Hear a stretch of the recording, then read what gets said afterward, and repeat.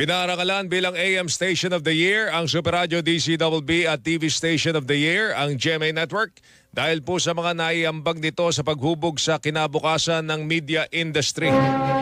Regional TV Network of the Year naman ang GMA Regional TV at Best TV News Program of the Year ang 24 Oras.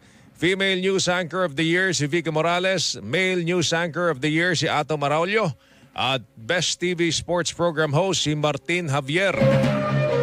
Best News Magazine Program ang Kapuso Mo, Jessica Soho. Best Morning Show ang Unang Hirit. Best Documentary TV Show ang Eyewitness. Best Public Service Program ang Wish Ko Lang. Ilang personalidad ng GMA Network ang pinarangalan, kabilang po sina Rochelle Pangilinan, Sanya Lopez, David Licauco at Raver Cruz.